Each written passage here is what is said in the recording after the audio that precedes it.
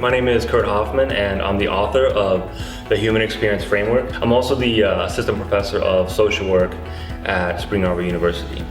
All right, so the purpose of this video is just to kind of give you an insider's look at the poster, what it is, how to use it, and why I wrote it.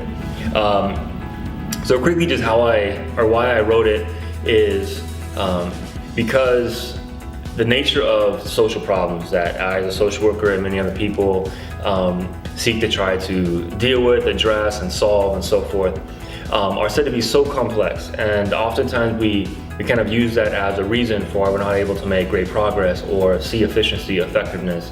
We're not able to develop unity or cohesiveness in groups and in society and so forth. And it's just so complex, we just do the best we can.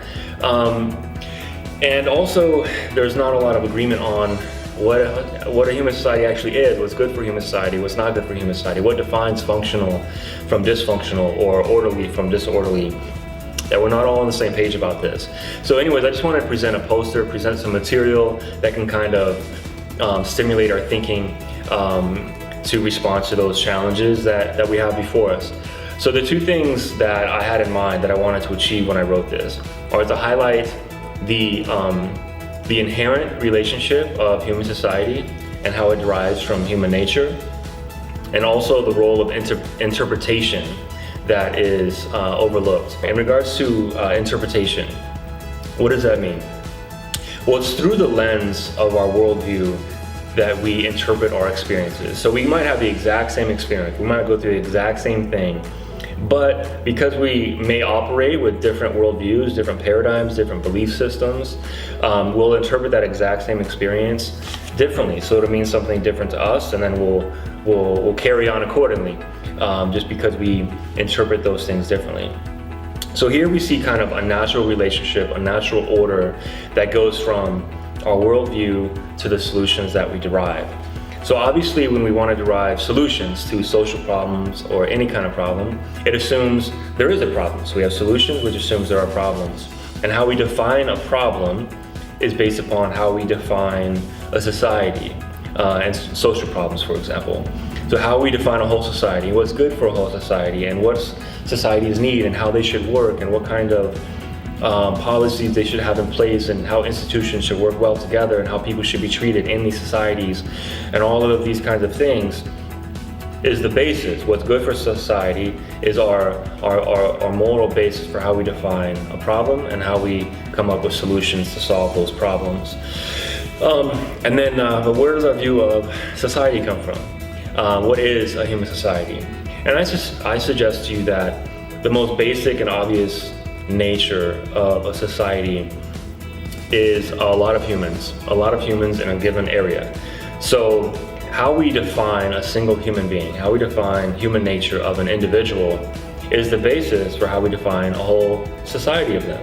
So if I think one human being is just an animal, or I think one human being is valuable and of worth, and all human beings are of value and worth, then I apply this to the whole society. And we're just a society of wild animals, or we're just a society of dignified creatures. This distinction can be made clear in something like racism. So if I think individual human beings are defined and their value is derived by something like skin color, then I'm going to apply that to the whole society and say everyone of that skin color needs to be treated this way because they're this value, and everyone of that skin color needs to be treated that way because they're of a particular skin color. So that's the inherent relationship between the individual, the whole society of individuals, and how that informs what we think is a problem and what kind of solutions we come up with. But that's not the end of it. There's still something more basic, that where do we even get our view of the individual human being from? Where do we even refer to? What informs our view of humanity, what a human being is? And that's where we get into the more basic beliefs, the more basic questions that we have answers to, our worldview, our religious presuppositions. And a lot of these oftentimes are unexamined. We don't have them very clearly in mind, but they're always there, and they're informing every decision that we make. They're kind of hidden in our world of assumptions. But they inform, without question, how we view the whole world, the whole planet, informs how we define what's on the planet, in other words, the people. And then how we define the people flows into how we define whole societies of people, and therefore the solutions. Therefore the problems and the solutions. So that's kind of the natural order where interpretation comes to play, because we interpret all of these things, all of these experiences, we interpret society through the lens of our worldview. So that's where there's kind of a natural relationship between each of those steps. And regarding what's inherent is these social systems, these social institutions, whether it be education, politics, mass communication, or agriculture, infrastructure. Some kind of think of them as like these complex systems that are kind of like we fit into. They're bigger than us and we just kind of find our way in them. And obviously that's true to some degree as far as those of us who are brought up in it, but that's not where they originate. They originate just out of human nature. They naturally, organically come out of human nature. And I suggest that the more we affirm the way that these institutions organically derive out of just basic human nature, the more holistic and the more thoughtful and root-focused our solutions will become.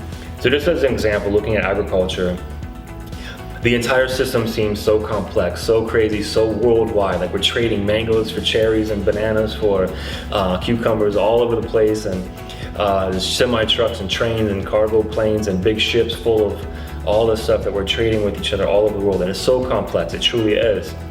But that's not where it originates. It originates in the fact that I'm a human and I need food to live. You're a human and you need food to live. We need food to live, so we go get food if we want to survive. Our survival is good for us based on our nature. To live is good for us based on our nature. So we need food, we go get it. My family needs it, my neighbors need it, so we find more and more complex ways to harvest and grow and stay alive by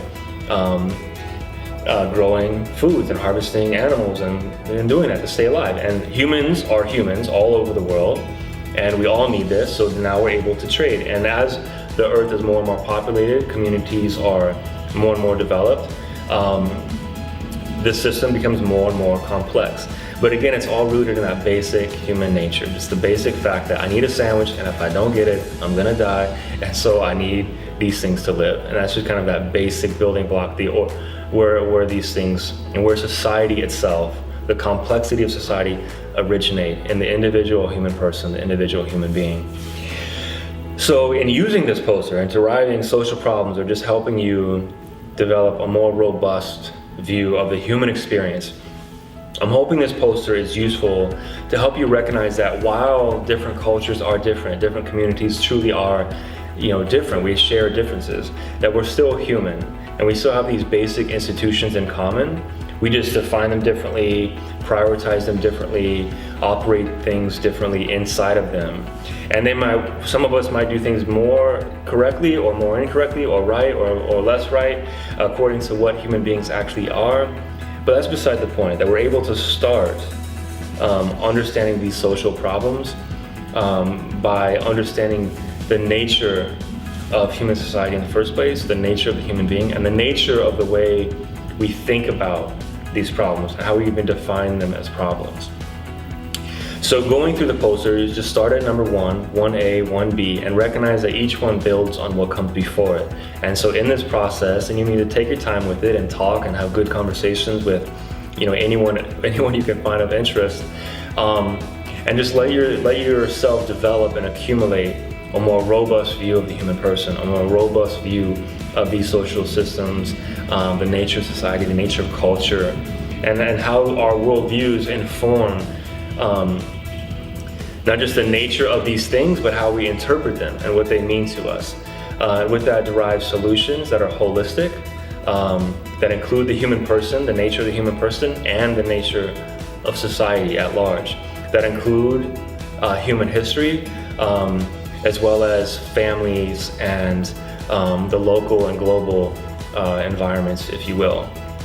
The colors there are also on purpose, so you can look at the legend and see which colors, what they mean, and how different categories are represented in just a collection of different colors. So hopefully going through that process will just help you develop that more robust starting place, more holistic view of human society, of yourself, to treat people as whole people, to recognize the wholeness of their environment, and derive solutions that are thoughtful, holistic,